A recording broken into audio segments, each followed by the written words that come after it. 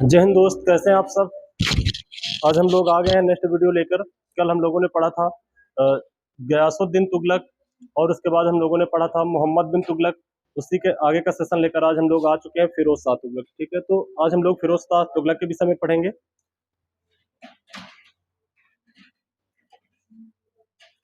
जो कि आपके सामने लिखा हुआ है। कुछ मोटिवेशन थॉट है, इसको आप सभी लोग पढ़ेंगे एक बार।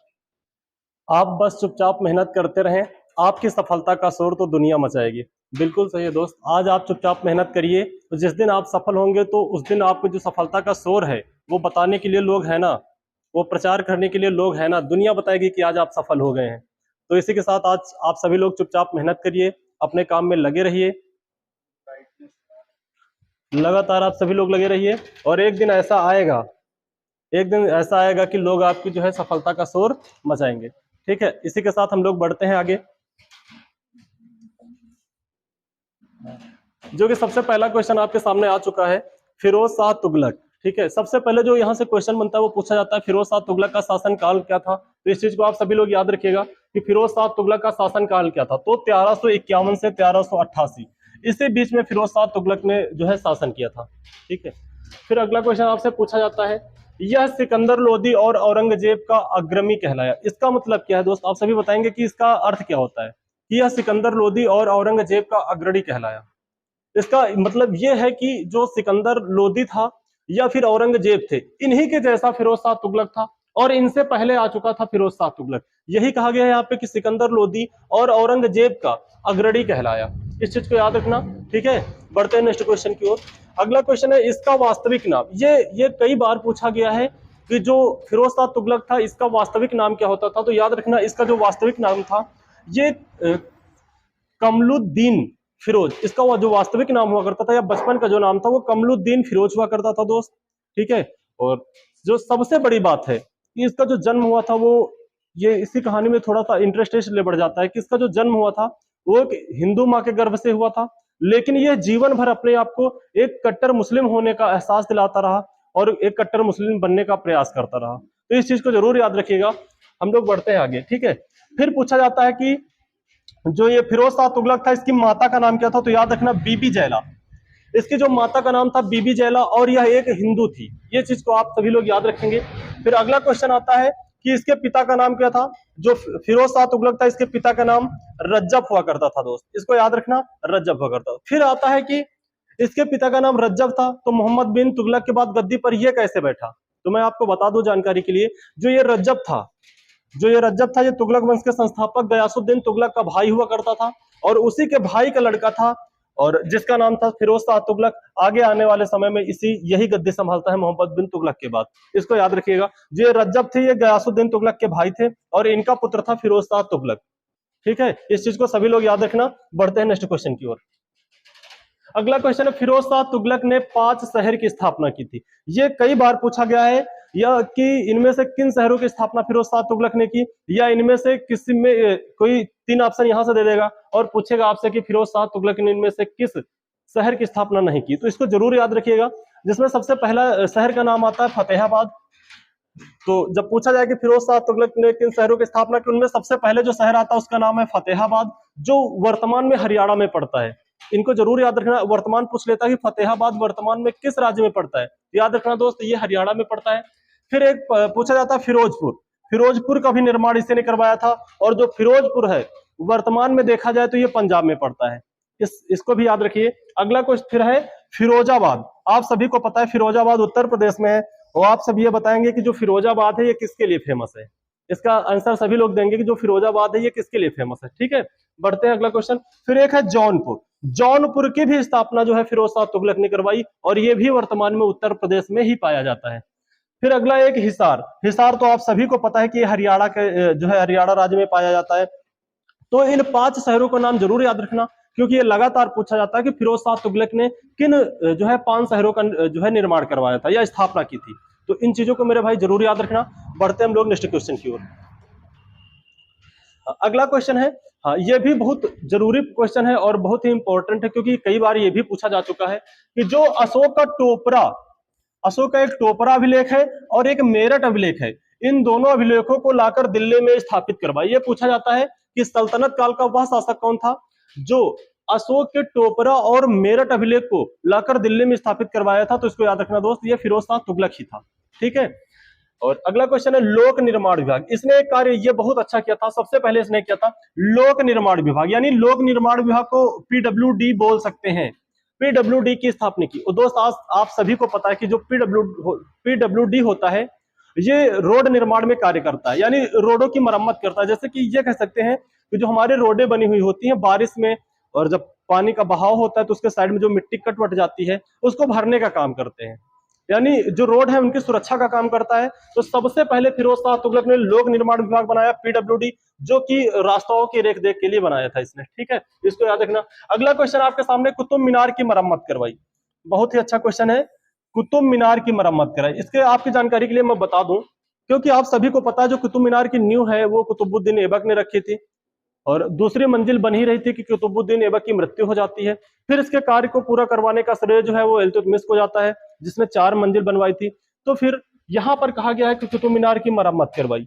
इसका ये हो जाएगा कि जो कुतुब मीनार की चौथी बिल्डिंग थी उसमें आकाश से बिजली गिरती है, और उस बिजली गिरने की वजह से जो यहाँ पे बता सकते हैं, जैसे कि 4 मंजिल है, ये जो 4 मंजिल थी इसमें जो चौथी मंजिल थी इसमें आकाश से बिजली गिरी, और ये चौथी मंजिल जो थी इसकी जो छत थी ये ध्वस्त हो जाती है। तो फिरोज शाह तुगलक के शासनकाल में इसने जो चौथी मंजिल थी इस चौथी बिल्डिंग की मरम्मत करवाई। यहीं पर यही कहा गया कि कुतुब मीनार की मरम्मत करवाई थी। और एक क्वेश्चन यहाँ से और बनता है, इसने चौथी बिल्डिंग की तो मरम्मत करवाई ही करवाई, साथ में एक बिल्डिंग का और निर्माण करवा दिया, और कुतुब मीनार में 5 बिल्डिंगें बनवाने का काम, 5वीं बिल्डिंग बनवाने का काम भी फिरोज शाह तुगलक ने किया था। इस चीज को सभी लोग याद रखिएगा।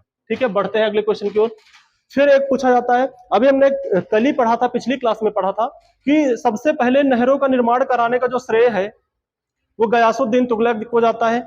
लेकिन फिर यहाँ पे आया है कि फिरोज शाह तुगलक ने, जो ये फिरोज शाह तुगलक ने, इसने 5 बड़ी नहरों का निर्माण करवाया, जो कि उस समय भारत के लिए बहुत अच्छी बात थी, यानी कि किसानों के लिए बहुत अच्छी बात थी। तो इसने भारत में 5 बड़ी नहरों का निर्माण कराने का श्रेय भी फिरोज शाह तुगलक को जाता है। ठीक है, और बढ़ते हैं अगले क्वेश्चन की ओर।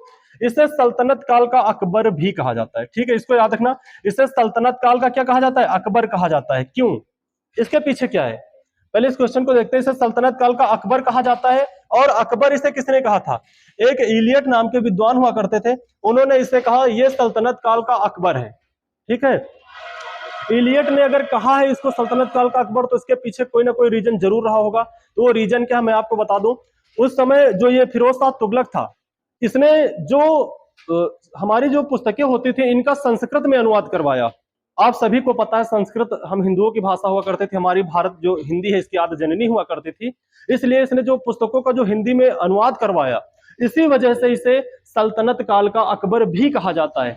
कुछ इसमें अच्छाइयां भी थी, उनको भी पढ़ेंगे, और कुछ बुराइयां भी थी, उनको हम जानने का प्रयास करेंगे। ठीक है, तो ये दोनों क्वेश्चन याद रखना कि सल्तनत काल का अकबर किसे कहते हैं, फिरोज शाह तुगलक को। दूसरा पूछा जाता है कि सल्तनत काल का अकबर फिरोज शाह तुगलक को किसने कहा, तो ये भी याद रखना इलियट ने कहा था। इलियट एक विद्वान हुआ करते थे, एक राइटर हुआ करते थे। ठीक है, बढ़ते हैं हम लोग नेक्स्ट क्वेश्चन की ओर। अगला क्वेश्चन है, अगला क्वेश्चन है तकावी ऋण। इसको आप सभी लोग ध्यान से देखिएगा। कहा गया तकावी ऋण, जो तकावी ऋण था एमबीटी ने किसानों को दिया था, समझ रहे हो। जो तकावी ऋण था ये मोहम्मद बिन तुगलक ने किसानों को दिया था, और इसने उसे माफ कर दिया। ठीक है, फिरोज शाह तुगलक जब आता है तो इसने जो मोहम्मद बिन तुगलक के द्वारा जो किसानों को ऋण दिया गया था, तकावी ऋण बोलते थे उसको, और उसको इसने माफ कर दिया। जैसे कि ये कह सकते हैं कि आज की डेट में जो किसानों के घर से आते हैं उन्हें पता होगा, जैसे कि आज केसीसी किसान क्रेडिट कार्ड, इसके तहत जो है किसानों को ब्याज दिया जाता है, पैसा दिया जाता है, कुछ पैसा दिया जाता है कुछ समय के लिए, उसके बदले में अगर समय से वो लोग चुकाते हैं तो ठीक है, नहीं फिर उसमें कुछ ब्याज भी लगता है। वैसे ही मोहम्मद बिन तुगलक ने किसानों को ऋण दिया था खेती करने के लिए।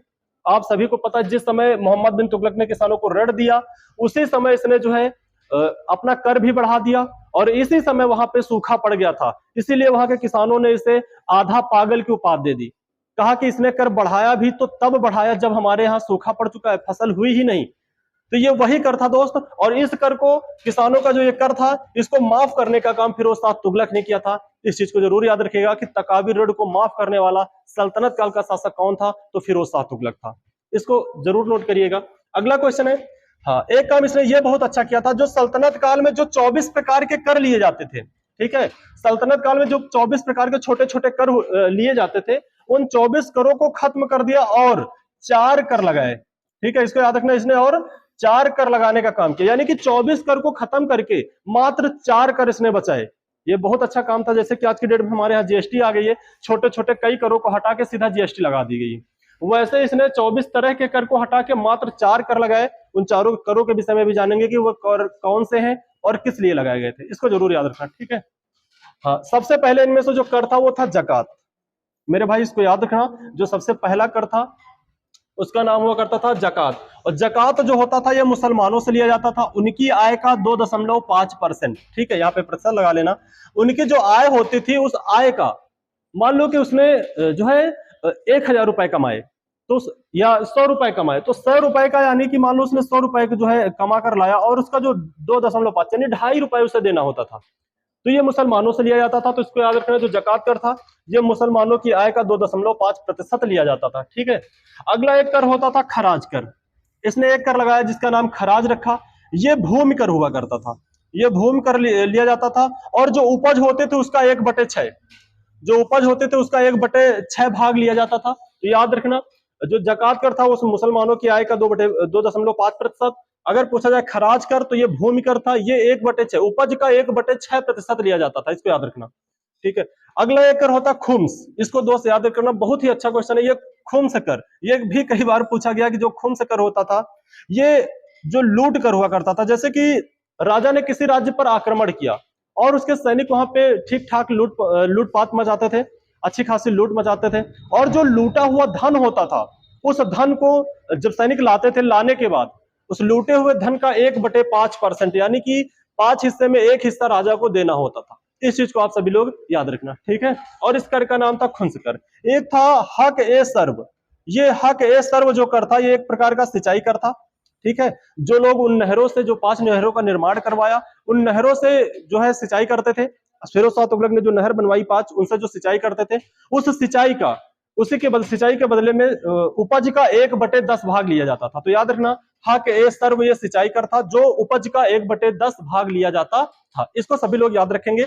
बढ़ते हैं अगले क्वेश्चन की ओर। ठीक है, अगला क्वेश्चन है जजिया कर। हाँ, याद रखना, फिरोज शाह तुगलक से पहले भी कई शासक हुए हैं, जैसे कि मोहम्मद बिन कासिम या और भी कई शासक हुए हैं जिन लोगों ने भारत में जजिया कर लगाने का काम किया। लेकिन यहाँ जो जरूरी इसलिए हो जाता है कि जो जजिया कर था यह पहली बार फिरोज शाह तुगलक ने पहली बार ब्राह्मणों से लिया। इससे पहले जितने लोगों ने भी जजिया कर लगाया, जजिया कर एक प्रकार से कह सकते हैं धार्मिक कर था जो गैर मुसलमानों से लिया जाता था। लेकिन यहाँ पर ब्राह्मणों को बाकी राजाओं ने छूट दी थी। लेकिन जब फिरोज शाह तुगलक आया तो इसने ब्राह्मणों से भी जजिया कर लगाने का प्रयास किया और लगाने में सफल भी रहा। तो जब आपसे पूछा जाएगा कि ब्राह्मणों पर सबसे पहले जजिया कर लगाने वाला शासक कौन था, तो याद रखना फिरोज शाह तुगलक था। इसको नहीं भूलना, ये लगातार पूछा जा रहा है पेपर में। अगला क्वेश्चन है, इसने एकता प्रथा को पुनः शुरू कर दिया। इसने एकता प्रथा को पुनः शुरू कर दिया और उसे वंशानुगत कर दिया। एकता प्रथा कितने लोग समझ रहे हैं? मैं आपको बता दूं, जो एकता प्रथा हुआ करती थी, मान लो कि राजा है, ठीक है, राजा है और राजा के यहाँ कोई एक है दास कह सकते हैं या नौकर भी बोल सकते हैं, जो राजा के यहाँ दास हुआ करता था। ठीक है, मान लो राजा के यहाँ दास है, फिर दास का कोई लड़का हुआ, मान लो जो दास है उसके 2 लड़के हैं, ये दोनों लड़के भी राजा के दास होंगे। ठीक है, या फिर उनके लड़के होंगे, ये भी दास होंगे, और इसको वंशानुगत करने का काम भी किया। ठीक है, यानी कि जो राजा का दास है उसके जो लड़के होंगे उसके भी लड़के होंगे, ये वंशानुगत हो गया कि सारे लोग अब राजा के जितने भी आने वाली पीढ़ियां होंगी वो राजा के दास ही होंगी। और इसीलिए इस जो एकता प्रथा थी इसे विरासत का सिद्धांत भी कहते हैं।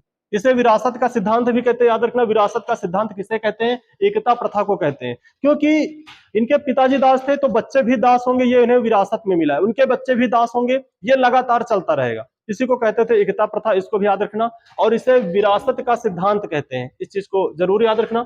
अगला क्वेश्चन है, इसके समय में सर्वाधिक दास थे। इसको याद रखना सभी लोग। ठीक है, इसके समय में सर्वाधिक दास थे, यानी जो दासों की संख्या हुआ करती थी सबसे अधिक फिरोज शाह तुगलक के समय में हुआ करती थी। बताया जाता है इसके समय लगभग 1 लाख इसके समय में 1,80,000 दास हुआ करते थे इसके दरबार में। तो दिल्ली सल्तनत के इतिहास में अगर पूछा जाए सबसे अधिक दास किसके शासनकाल में हुए हैं, तो वो फिरोज शाह तुगलक के शासनकाल में हुए। इसको सभी लोग याद रखिएगा, ठीक है। सबसे अधिक दास रखने वाला शासक फिरोज शाह तुगलक ही था। अगला क्वेश्चन आपके सामने है, हाँ, दासों के लिए इसने दीवान ए बंदगान की स्थापना करवाई। इसको याद रखना, फिरोज शाह तुगलक ने दासों के लिए दीवान ए बंदगान की स्थापना करवाई। ये क्यों करवाई? इसको करवाने का जो सबसे बड़ा काम था, या सबसे बड़ा कारण कह सकते हैं, क्योंकि अब आपको पता है 1,80,000 दास थे, तो कहीं ना कहीं उनको कुछ दिक्कतें होती रही होंगी, कहीं ना कहीं बीच बीच में बगावत की जो है लौटती रही होगी, लेकिन उन कामों को दबाने का प्रयास, या इनको ये कह सकते हैं कि दासों की खास निगरानी करने के लिए इस विभाग की स्थापना कराई, और जिसका नाम दिया गया दीवान ए बंदगाना, ताकि वो किसी प्रकार की भी राजा के खिलाफ बगावत ना कर सके। इसलिए एक विशेष टीम बनाई और इसका नाम रखा दीवान ए बंदगाना, ठीक है। इस चीज को सभी लोग याद रखिएगा, दीवान ए बंदगाना की स्थापना क्यों करवाई थी। अगला क्वेश्चन आपके सामने है, दासों की भर्ती के लिए, हाँ, दासों की, यानी कि जो नए दासों की भर्ती होती थी, नए दासों की, जैसे कि आज की डेट में कोई भी भर्ती आती है तो आप उसका फॉर्म फिल करते हैं, एक वेबसाइट होती है और उस वेबसाइट के माध्यम से आप फॉर्म फिल करते हैं, और इसके माध्यम से आपकी आगे की प्रक्रिया होती है, चाहे वो रिटन हो, फिजिकल हो या मेडिकल हो, ये सारी प्रक्रियाएं आपकी आगे की चलती हैं। उसी प्रकार दासों की भर्ती के लिए अर्ज ए बंदगान विभाग बनाया, यानी कि जिस दास को भी राजा के यहाँ शामिल होना, तो सबसे पहले वो अर्ज ए बंदगान विभाग में जाएगा, अप्लाई करेगा, जो भी प्रक्रिया होगी उस प्रक्रिया को पूरा करेगा और राजा का दास बनने का काम करेगा। तो याद रखना, नए दासों की भर्ती के लिए अर्ज ए बंदगान विभाग बनाया। अगला क्वेश्चन है दान। हाँ दोस्त, मैं आपको बता दूं ये दानी भी था, और किस प्रकार का दानी था, इस चीज को भी समझने का प्रयास करिएगा आप सभी लोग, ठीक है। ये दान के लिए दीवान एक खैरात बनाया, इसको याद रखना, दान करने के लिए इसने दीवान एक खैरात बनाया, और जो ये दीवान और खैरात था इसी के तहत ये दान करता था।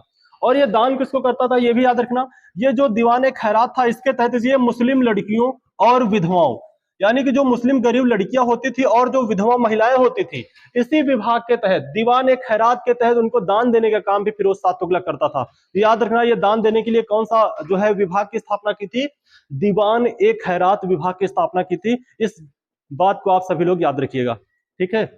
फिर अगला क्वेश्चन है, दीवान ए इस्तिहाक। हाँ, ये बहुत अच्छा काम किया था इसने, दीवान ए इस्तिहाक। ये जो विभाग था दीवान ए इस्तिहाक, ये जो वृद्ध लोग होते थे उनको पेंशन देने का काम करता था, जो बुजुर्ग लोग होते थे उनको पेंशन देने का काम करता था। तो इसको याद रखिएगा, दीवान ए इस्तिहाक किसके लिए बनाया था, वृद्धों को पेंशन देने के लिए बनाया था, ठीक है।